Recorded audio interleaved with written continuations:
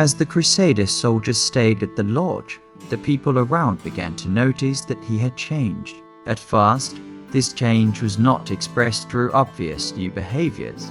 It showed itself mostly in the things he no longer did. He no longer carried his sword. He did not go hunting. He did not speak harshly. Instead of giving or taking orders, he worked. The soldier's name was now known, Matthaeus, but the name, spoken here, did not function as an identity.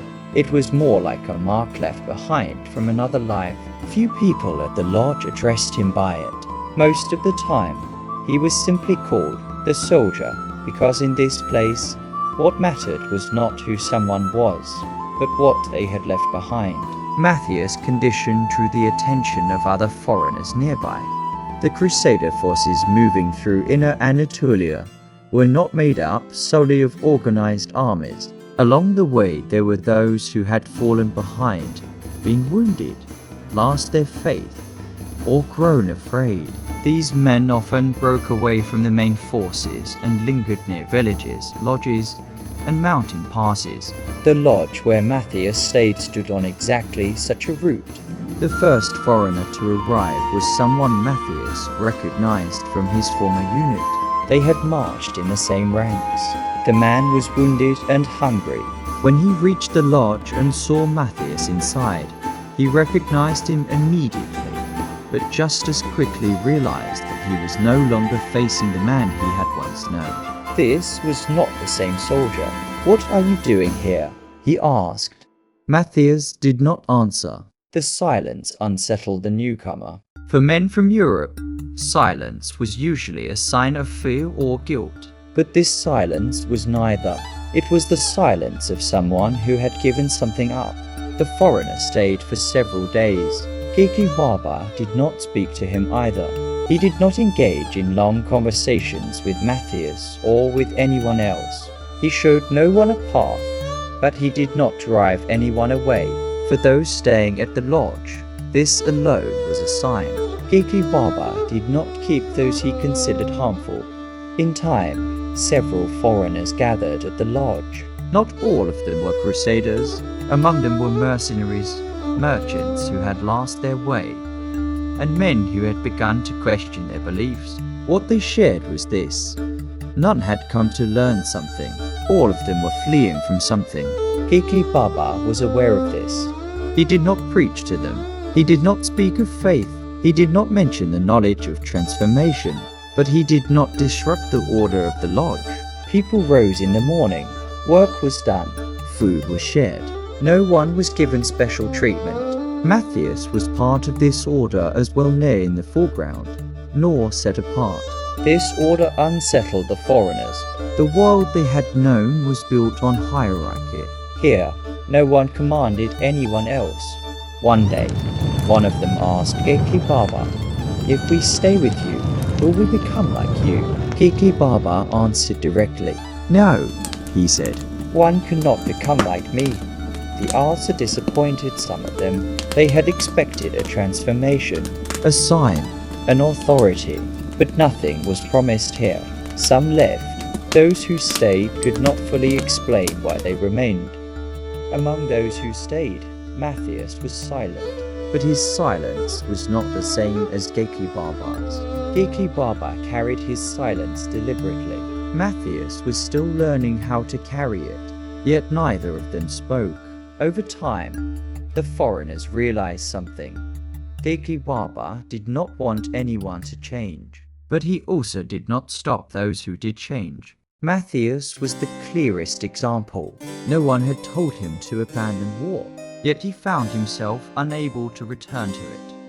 This unsettled the others. For the first time, an authority did not direct them. One night, one of the foreigners secretly left the lodge. As he departed, he said to the others, "There is no power here. There is no future here." Some left. Others stayed. Those who stayed did not fight. They did not carry weapons, but they were not good men either. Some still carried anger within them. Matthaeus saw this. He found traces of that same anger within himself. Geyikli did not drive them away. Because this path was not for pure men, it was for those who could carry a burden. In time, these foreigners began to move through Anatolia. They did not all do the same thing. Some stayed in villages, some at other lodges, some continued on the road. Matthaeus stayed a while longer, but he too knew that his time there was not endless. Yet they all shared one thing. They no longer denied what they had seen. These men did not become students of Geyikli Baba. Matthaeus did not either, but they became known as people who had encountered him. And over time, this became a dangerous title, because people began to ask them questions, and they tried to answer. This is where corruption began. Because when these foreigners spoke of what they had seen, they spoke incompletely. They exaggerated. They adorned it with fear. They filled in what they did not understand. Matthaeus was not exempt from this. He too searched for words, and like anyone who searches for words, he began to tell some things differently than they truly were. Geyikli Baba knew this, and still he remained silent, because the true test of the path was not what the foreigner understood, but what he turned his understanding into. And now that transformation was no longer under his control. Geyikli Baba knew this. Matthaeus began to sleep less at night during the time he stayed at the lodge. His sleeplessness did not come from fear, but from the breaking of habits. In the order of war, nights were short and days were sharp. Here, time spread outward. The nights were quiet, but not empty. The sounds of animals moving around the lodge, the wind striking stone, and distant footsteps kept Matthaeus' mind awake. At times, he would rise and step into the courtyard, checking whether anyone was watching him. Most of the time, there was no one. This disturbed him. In the world he had known, there was always an eye watching. The commander's eye, the enemy's eye, God's eye. Here, no one watched. This forced Matthaeus to remain alone with himself. The other foreigners felt a similar unease. They worked during the day and wanted to speak at night, but they did not know what to say. Some whispered among themselves, while others misread Geyikli Baba's silence. Some took it for wisdom, others for indifference. Matthaeus listened, but he did not join in.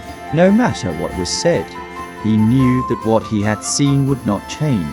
Geyikli Baba's refusal to act was not a lack in his eyes, but a boundary. Up to here, beyond that, each person carried their own burden. One day, someone staying at the lodge approached Matthaeus and asked in a low voice. Matthaeus understood what was being asked, but he did not answer immediately. To stay beside someone, he said at last, is not the same as standing in the same place. The answer did not satisfy the man who asked, but it pushed him away. There was neither invitation nor warning in Matthaeus' voice, only observation. Please like and subscribe for more.